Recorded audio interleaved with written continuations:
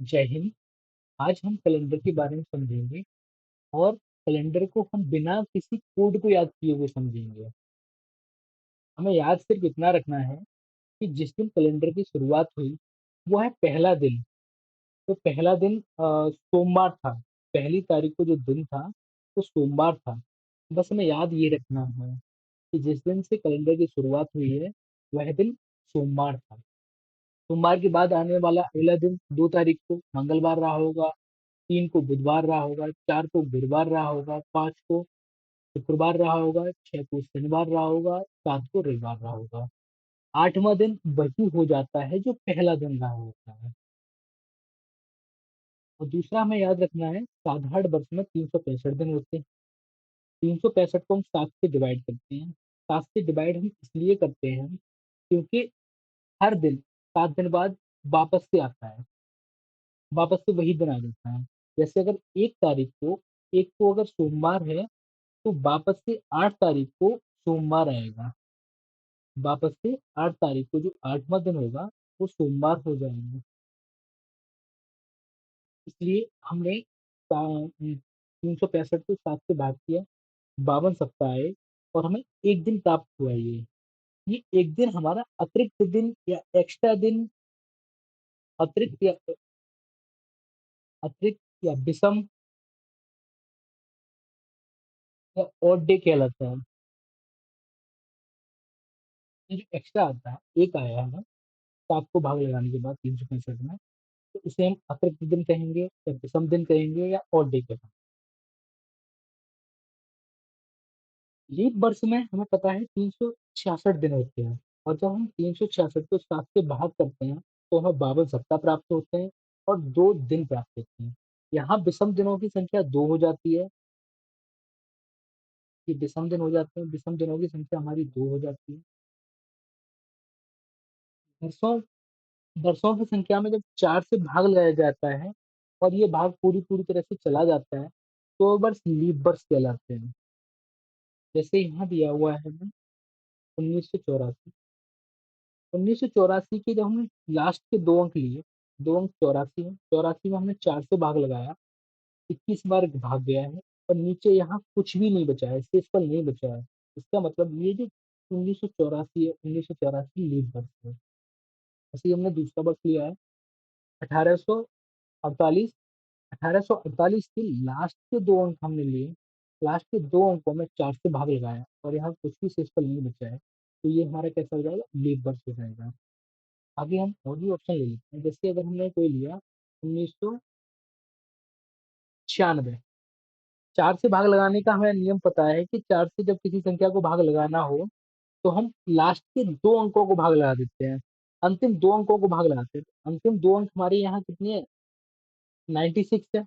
तो 96 को जब हम भाग लगाएँगे 4 से, 96 में जब हम 4 से भाग लगाएँगे तो 4 दूनी 8, यहाँ 1 आएगा, यहाँ 6। 4 का जब हम 16 में भाग लगाएँगे 4 चौक 16, यहाँ भाग पूरा-पूरा चला जाएगा, कुछ भी शेष नहीं बचेगा, तो ये हमारा कैसा हो जाएगा? लीप वर्ष हो जाएगा। दूसरा ऑप्शन ले लेते हैं, जैसे 1882 लिया हमने, 1882 लिया है, लास्ट के 2 अंकों में हमें 4 से भाग लगा के देखना है। 82 में जब हमने 4 से भाग लगाया, 4 से भाग गया 2 बार, 4 दूनी 8, यहाँ कुछ भी नहीं बचा, 2 को हमने उतारा यहाँ, 2 को नीचे रखा। अब हम 4 का भाग लगा रहे हैं, तो यहाँ 4 का भाग नहीं जा रहा है, तो हमारा शेषफल कितना आ जाएगा? 2 आ जाएगा। तो ये 1882 हमारा लीप वर्ष नहीं होगा क्योंकि यहाँ 4 का भाग 82 में पूरा-पूरा नहीं गया है। एक और हम एग्ज़ाम्पल ले लेते हैं, जैसे हमने लिया 2023 लिया। 2023 के 4 से भाग लगाने हैं, 4 से भाग लगाने का नियम ये रहता है कि संख्या के लास्ट के अंतिम 2 अंकों को भाग लगा दो 4 से। तो यहाँ कितने हैं? 23 हैं, 23 में जब हमने 4 से भाग लगाया तो 5 बार जाएगा। 4 पंजे 20 और यहाँ शेषफल कितना बच जाएगा? 3। तो यहाँ शेषफल बच रहा है, यहाँ भी शेषफल बचा था, तो ये लीप वर्ष नहीं है। जब भी शेषफल बचेगा 4 से लगाने के बाद, भाग लगाने के बाद, तो ये शेषफल नहीं है। जब शेषफल है शेषफल बच रहा है तो ये लीप वर्ष नहीं होगा। तो ये लीप वर्ष नहीं होगा, ये भी लीप वर्ष नहीं है, ये भी लीप वर्ष नहीं, ये लीप वर्ष है क्योंकि यहाँ शेषफल कुछ भी नहीं है। आज का हम साल ले लेते हैं 2025 ले लेते हैं। 2025 में 2025 को हम चेक करेंगे, तो 2025 को चेक करने के लिए लास्ट के हम 2 अंकों को चेक करेंगे। लास्ट के 2 अंक हमारे कितने हैं? 25 है। 25 में हमने 4 से भाग लगाया, 4 6 24 और यहाँ बचा 1। यहाँ भी इस फल प्राप्त हो रहा है, तो ये भी हमारा लीप वर्ष नहीं है। अब समझ में आ गया होगा लीप वर्ष हम कैसे निकालते हैं। ओके, विषम दिन कैसे निकालते हैं? अगर हमें दिनों की संख्या दी हुई है और उन दिनों की संख्याओं में हम 7 से भाग लगाते हैं, 7 से भाग लगाने के बाद जो शेषफल प्राप्त होगा, वही शेषफल हमारा विषम दिन या ऑड डे कहलाएगा। विषम दिन कहलाएगा, ऑड डे कहलाएगा, अतिरिक्त दिन कहलाएगा, कुछ भी। ठीक है, आइए एग्जाम्पल लेते हैं। जैसे हमें पूछा हुआ है 91 डे। 91 दिन दिए हुए हैं और इनमें पता है किया कराना है, करना है हमें अतिरिक्त दिन कितने होंगे। अतिरिक्त दिनों को पता करने के लिए हमें 91 को भाग लगाना होगा 7 से। तो हम 7 से भाग लगाएंगे, 7 एकम 7 और यहाँ बचेगा 2, 21 हो जाएंगे और 7 के 21। तो यहाँ अतिरिक्त दिन एक भी नहीं आ रहा। शेषफल कुछ भी मिला? नहीं मिला। जब शेषफल कुछ भी नहीं मिला है, तो यहाँ अतिरिक्त दिनों की संख्या कितनी हो जाएगी? अतिरिक्त दिन हो जाएंगे हमारे 0। अतिरिक्त दिन कितने हो जाएंगे? 0। दूसरा एक और उदाहरण ले लेते हैं हम। जैसे हमें निकालना है 55। 55 में हमें ढूंढ रहे हैं कि अतिरिक्त दिन कितने हैं। 55 को हम 7 से भाग लगा देंगे। तो हम 7 से भाग लगाएंगे 55 में, तो ये जाएगा 7 बार। 7 सत्ते 49। तो यहाँ से हमें मिलेगा कितना? 6। तो ये 6 दिन जो आए वो हमारे क्या हो जाएंगे? अतिरिक्त दिन हो जाएंगे या विषम दिन। यहाँ से हमें विषम दिन कितने मिले हैं? 6 विषम दिन। ठीक है, समझ में आ गया होगा आपको। अगर नहीं आता है वीडियो को वापस से देखते हैं। आगे, साधारण वर्ष का प्रथम दिन और अंतिम दिन। साधारण वर्ष में प्रथम दिन और अंतिम दिन समान होता है। जैसे कि अगर हम 1 जनवरी 2025 में और 2025 में और 31 जनवरी 31 दिसंबर 2025 में देखें, तो दोनों ही दिन बुधवार मिल रहे हैं। ऐसा क्यों होता है, इसके बारे में हम आगे समझेंगे। लीप वर्ष में क्या रहता है? लीप वर्ष में अंतिम दिन पहले दिन से अगला वाला दिन रहता है। जैसे पहली तारीख को दिन था सोमवार, तो उससे अगला दिन आता है मंगलवार, वो होगा 31 दिसंबर। ये हम आगे अच्छे से समझेंगे। लीप शताब्दी वर्ष क्या होते हैं? लीप शताब्दी वर्ष ऐसे वर्ष होते हैं, जब ऐसे शताब्दी वर्ष होते हैं जिनमें हम 400 से भाग लगाते हैं, उनमें भाग पूरा पूरा चला जाता है या पूरी तरह से विभाजित कर दो। 400 है, 400 में हम 400 का भाग लगाएंगे पूरी तरह से जाएगा, पूरी तरह से 400 कट जाएगा।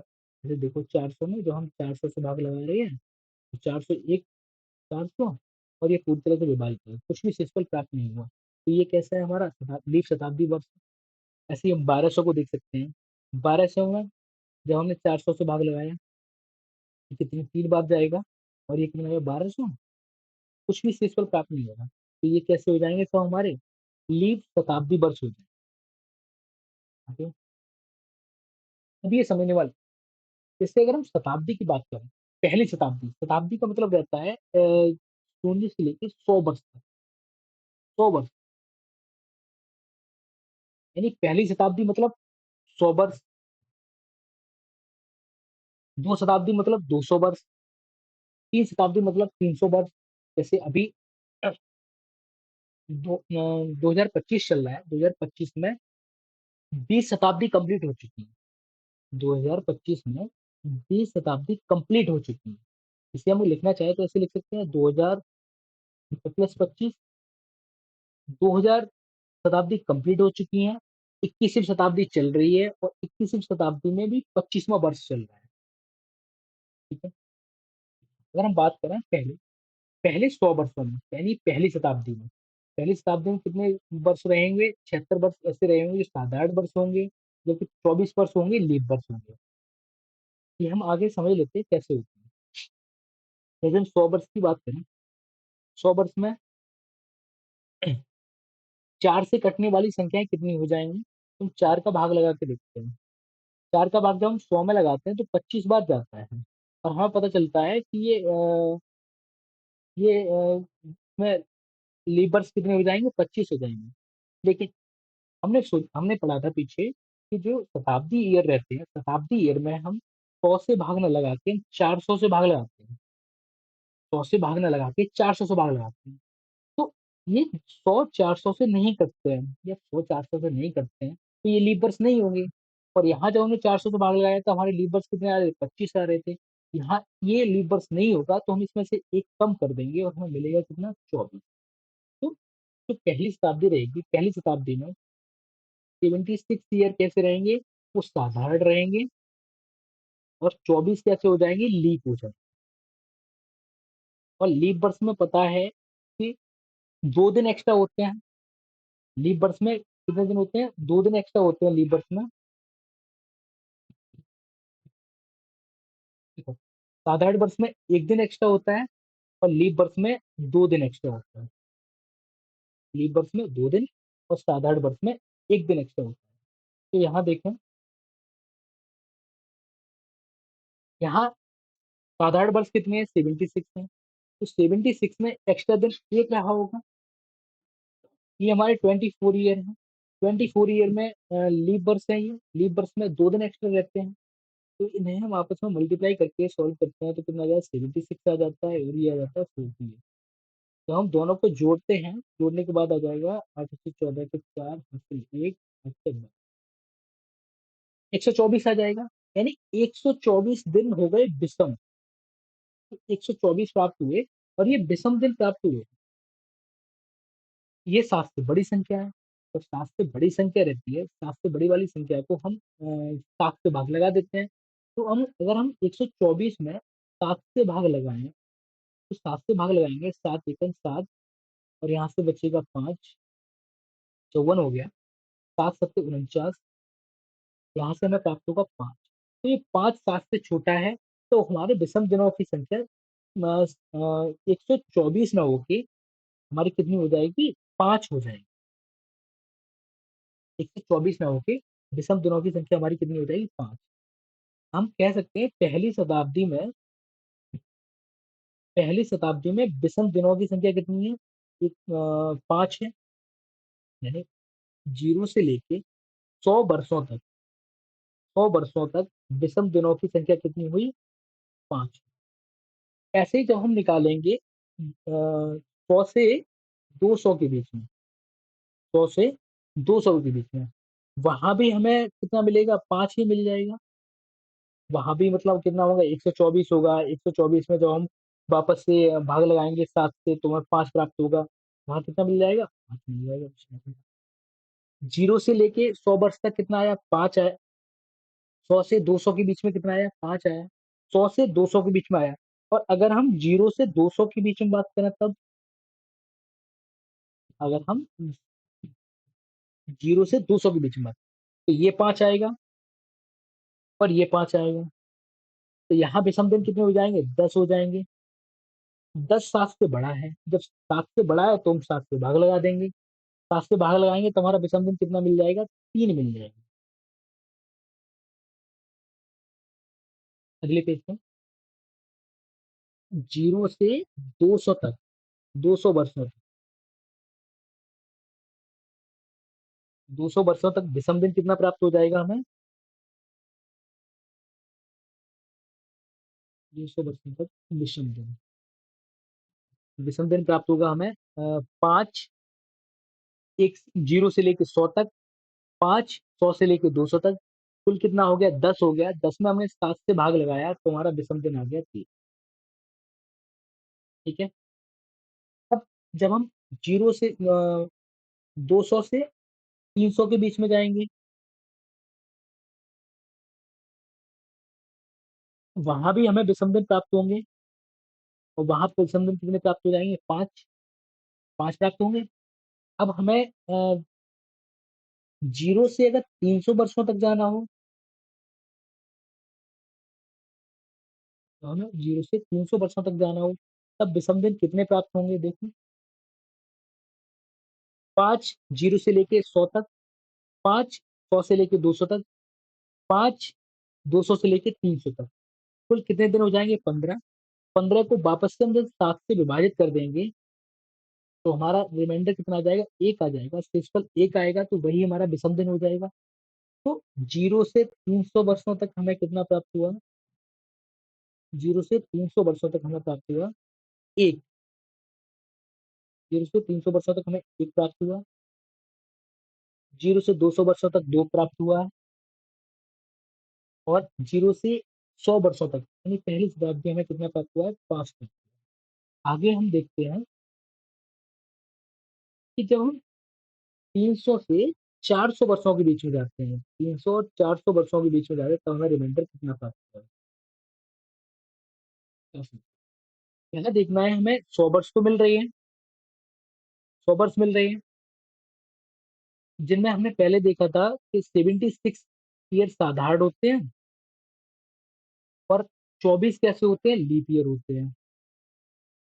लेकिन यहाँ देखना ये है कि 400, जो 400वां साल होगा वो 400 से विभाजित हो जाएगा।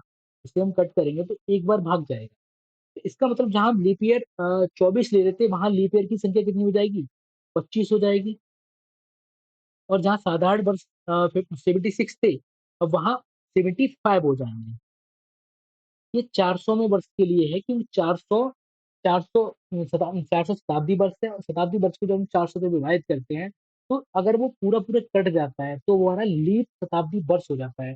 तो 400 हमारा कैसा है, लीप शताब्दी वर्ष है, इसलिए इसमें कितने हो जाएंगे, साधारण वर्ष 75, 25 लीप। अगर हम चाहें तो ऐसे लिख सकते हैं ना, जैसे यहाँ हमें पता है ये 75 है, 75 को हम एक से गुणा करेंगे, जो साधारण वर्ष में एक दिन और रहता है, विषम दिन रहता है। 25 में हम दो से गुणा करेंगे, क्योंकि 25 कैसा रहता है हमारा, लीप वर्ष रहता है, लीप वर्ष में दो दिन एक्स्ट्रा आते हैं। हम चाहें तो इसे ऐसे लिख सकते हैं, 75 प्लस 25 प्लस 25। ये समझाएंगे क्यों। ये कितने हो गए, जोड़ के 100 हो गए, और ये कितने हो गए, 25। तो समझ में आया कितने हो गए, 125। जोड़ने से पता चलता है 125।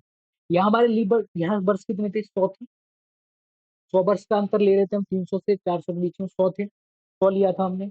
और 100 में लीप वर्ष हमारे कितने आए थे, 25 आए थे, वो 25 में जोड़ दिए। अब हम कभी भी अगर हमें निकालना हो, जैसे निकालना है हमें प्रथम 100 वर्ष के लिए, 0 से लेके 100 वर्ष के लिए निकालना है कि कितने एक्स्ट्रा दिन होंगे। एक्स्ट्रा दिन निकालने के लिए हम क्या करेंगे, 100 तो ये देखेंगे ही देखेंगे, और इनमें लीप वर्ष और जोड़ देंगे। 100 रखेंगे और इनमें लीप वर्ष जोड़, ठीक है, समझ में आएगा। अब हम 125 को हम 7 से विभाजित कर लेते हैं, 7 से विभाजित करेंगे तब देखते हैं लीप वर्ष कितना आता है, एक्स्ट्रा दिन कितने आते हैं। 7 एकम 7, यहाँ से बचेगा 5, ये 55 हो जाएगा। 7 का भाग 55 में लगाएंगे, 7 सत्ते 49, तो यहाँ से बचेगा 6। अब तक हम देख रहे थे सभी में एक्स्ट्रा दिन बच रहा था, वो जब हम भाग लगाते थे 124 को तो 5 बचता था, 125 को भाग लगाएंगे 6। तो 0 से, वो सॉरी, 300 से 400 तक, 400 वर्षों तक विषम दिन कितना मिला, हमें विषम दिन मिला 6। विषम दिन 6 मिला। अगर हम बात करें 0 से 400 तक, 0 से 400 वर्षों तक, तब हमें प्राप्त होगा 0 से लेके 100 तक 5, 100 से लेके 200 तक 5, 200 से 300 तक 5, और जब 300 से 400 तक गए तो कितना मिला, 6 मिला। और जो हमने जोड़ दिया तो ये हो गए 21। 21 को 7 से भाग लगाएंगे तो हमारा शेषफल कितना आएगा, तो हमारा कितना हो जाएगा, 0 से लेके 400 के बीच में 400 वर्षों तक हमारा ऑड दिन कितना हो जाएगा, ऑड डे हो जाएगा 0। समझे? ये हमने लिख रखा है। तो देखो लीप शताब्दी वर्ष हमने बताया है, हमने बताया 0 से 100 वर्षों तक विषम दिनों की संख्या कैसे निकालते हैं, 5 आया था विषम दिन। आगे हमने निकाला, इन्हें आगे समझाया। तो देखो यहाँ से 100 से लेके 200 तक हमने बताया 5, 5 ही, और पिछले वाले 5 जोड़ के 10 हो गया। 0 से 200 तक कितना हो जाएगा, 3 हो जाएगा। आगे 200 और 300 के बीच में समझाया है, निकाला है, कितना आया, 1 आया। आगे 300 और 400 के बीच में बताया 6 दिन आया है। और 0 से 400 के बीच में कितना हो जाता है, 21 हो जाता है। और जब 21 को वापस से 7 से विभाजित कर देते हैं तो दिन कितना आ जाता है, 0। ये हमने यहाँ अगले पेज पे लिखा। इनकी जरूरत कहाँ पड़ती है, इनका प्रयोग हम कैसे करेंगे वो हम बताएंगे। इससे पहले एक चीज और समझ लीजिए। जैसे ये हमें विषम दिन निकालने हैं, अगर हम जनवरी के महीने के विषम दिन निकाल लें तो जनवरी में हमें पता है कितने दिन रहते हैं, 31 दिन रहते हैं। और 31 को जब हम 7 से भाग लगाएंगे, जब हम 31 में 7 से भाग लगाते हैं, 7 चौक कितने हो जाते हैं, 28 हो जाते हैं। और यहाँ दिन कितने बच जाते हैं, 3 सिर्फ बच जाते हैं। तो यहाँ विषम दिन कितने हो जाएंगे, 3 हो जाएंगे। 28 में 7 से भाग पूरा पूरा चला जाएगा तो यहाँ कितने हो जाएंगे, 0 हो जाएंगे। 31 है, 31 में जब हम 7 का भाग लगाते हैं तो हमें पता है 3 आता है। अप्रैल में कितने होते हैं, 30 दिन होते हैं। तो 30 में जो हम भाग लगाएंगे, 30 में जब हम 7 से भाग लगाएंगे और डे पता करेंगे, तो 7 चौक 28। और यहाँ से बचा कितना, 2। 2 हमारा क्या हो जाएगा, विषम दिन हो जाएगा। तो यहाँ कितने आएंगे, 2। हमें पता चल गया 31 में जब 7 से भाग लगाएंगे शेषफल 3 आएगा। 30 में भाग लगाएंगे 2 आएगा, और 28 में भाग लगाएंगे 0 आएगा। क्या देखो, 31 में लगा रहे हैं तो यहाँ कितना आएगा, 3। 30 में लगा रहे हैं 2, 31 में 3, 31 में 3, 30 में 2, 31 में 3, 30 में 2, 31 में। इस तरह से हमें ये याद रखना है थोड़ा सा। आगे देखो। अब सीधा हम क्वेश्चन निकालते हैं। क्वेश्चन दिया हुआ है 15 अगस्त 1947 को कौन सा दिन, इसका मैं आंसर निकालूंगा। 1900 को हम कैसे बांट सकते हैं, इतना याद रखना है कि 1900 पूरी शताब्दी है एक। इसमें से 46 वर्ष कंप्लीट हो चुके हैं। 47वां वर्ष चल रहा है, जो कहाँ तक पहुंच चुका है, 15 अगस्त तक पहुंच चुका है। 15 अगस्त तक पहुंच चुका है। 46 में लीप ईयर और निकाल लिया हमें। लीप ईयर कितने हो जाएंगे, लीप ईयर कैसे निकालते हैं, तो लास्ट वाली संख्या रहती है उसमें हम 4 से भाग लगा देते हैं। तो 4 से भाग जाएगा, 4 एकम 4। यहाँ कुछ नहीं बचा, यहाँ 6 को उतारा, 4 एकम 4। यहाँ से कितना है, 2। तो लीप ईयर हमारे कितने हो जाएंगे, 11 हो जाएंगे। तो लीप ईयर कितने हो जाते हैं हमारे, ठीक है। हमने बताया था कि जो 1900 रहता है, 1900 को हम देखेंगे कि 1900 शताब्दी तक हमारा कितना एक्स्ट्रा दिन आ गया होगा। 1900 शताब्दी तक एक्स्ट्रा दिन कितना आ गया होगा। 1900 को हम ऐसा करेंगे कि 1900 को हम एक बार 400 से भाग लगा के देखेंगे। 400 से जब भाग लगाएंगे तो 4 बार जाएगा और ये 1600 हो जाएगा। और यहाँ से 300 बच जाएगा। 1900 का एक्स्ट्रा दिन वही होगा जो 300 का था। 1900 का एक्स्ट्रा दिन वही होगा जो 300 का था। और 300 का कितना था, एक था। तो 1900 के लिए हमारा एक्स्ट्रा दिन कितना आ जाएगा, एक है।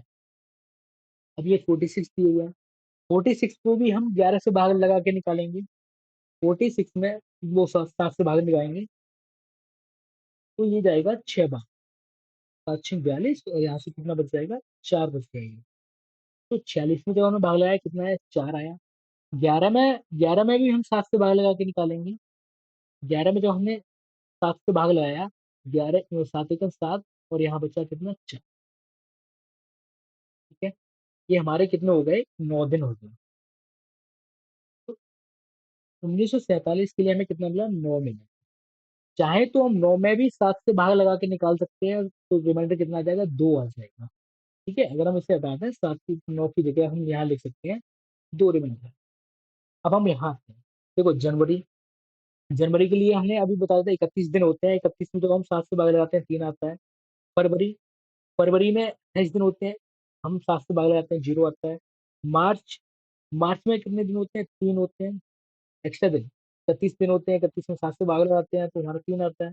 मार्च, अप्रैल, अप्रैल में 28 दिन होते हैं। 28 वो 30 दिन होते हैं। 30 में जब हम 7 से भाग लगाते हैं, 2 आता है। मई, मई में 3 आएगा। जून, जून में 2 आएगा। जुलाई, जुलाई में 3 आएगा। और अगस्त में हमें कहाँ तक जाना है, 15 अगस्त तक जाना है। अगस्त दिया हुआ है, अगस्त में हमें कहाँ तक जाना है, 15 तक जाना है। और हम 15 को 7 से भाग लगा के निकालेंगे तो हमारे रिमाइंडर कितना आ जाएगा, 1 आ जाएगा। इन सबको जोड़ना है।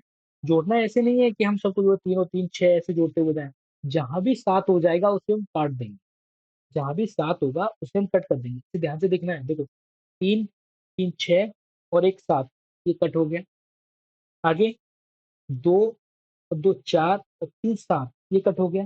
अब हमारे पास बचा कितना, ये 3 बचा। तो हम 3 को ले जाके 2 के साथ में जोड़ देंगे। और ये कितना हो जाएगा, 5 हो जाएगा। ये 5 हो जाएगा।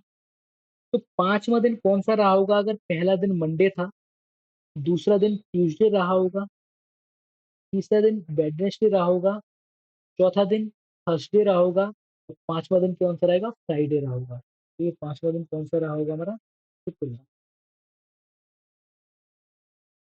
और ये प्रश्न समझने में दिक्कत आई होगी। हम अगला प्रश्न समझते हैं। आगे दिया हुआ है 26 जनवरी 1950 को कौन सा दिन रहा होगा।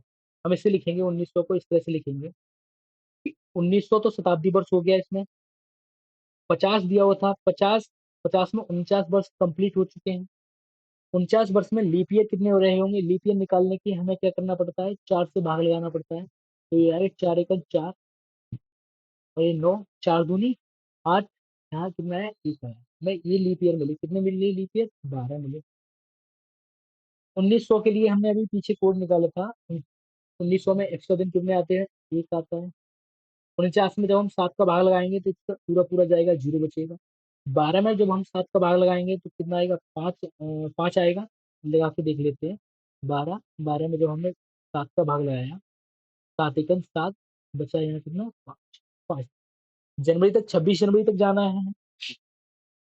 26 जनवरी, 26 दिन को हम 7 से भाग लगाएंगे तो हमारा रिमाइंडर कितना आएगा वो हमें ज्ञात करना है।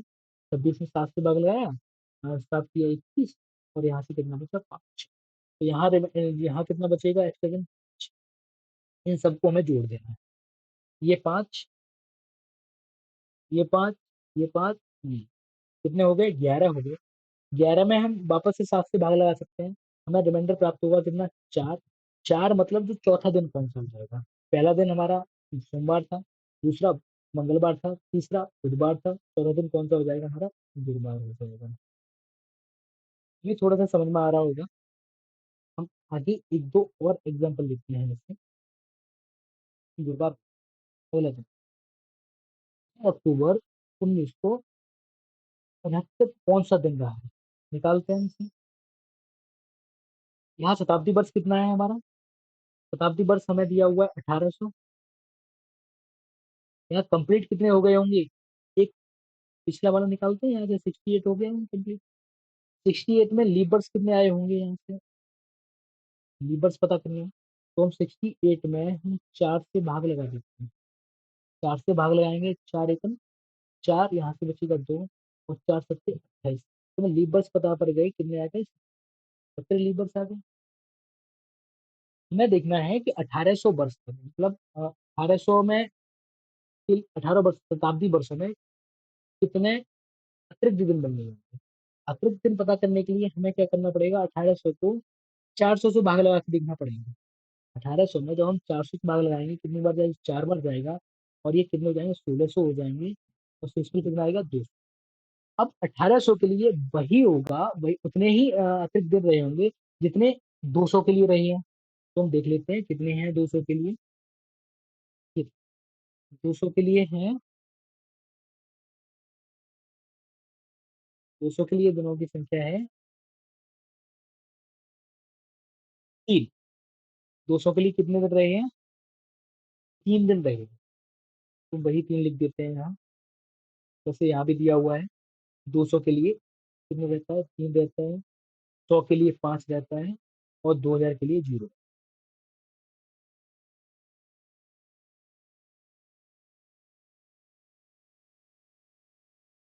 यहाँ 1800 के लिए कितना रहा होगा, 3 रहा होगा। अब 68 में अगर हम 7 से भाग लगाएंगे तो रिमाइंडर कितना आएगा वो भी पता कर लेते हैं। 68 में अतिरिक्त दिन निकाल रहे हैं। अतिरिक्त दिन निकालने की 68 में हमने कितने से भाग लगाया, 7 से भाग लगाया। 7 में 63, और यहाँ से बच गया कितना, 5। 5 लीप ईयर कितनी है, 17 है। 17 को हम 17 में भी हम 7 से भाग लगाएंगे। तो 17 में 7 से भाग लगाएंगे, 7 दूनी 14 हो जाएगा, और यहाँ से बचेगा कितना, 3। तो यहाँ लीप ईयर कितना बचा, लीप ईयर में अतिरिक्त दिन कितना है, 3।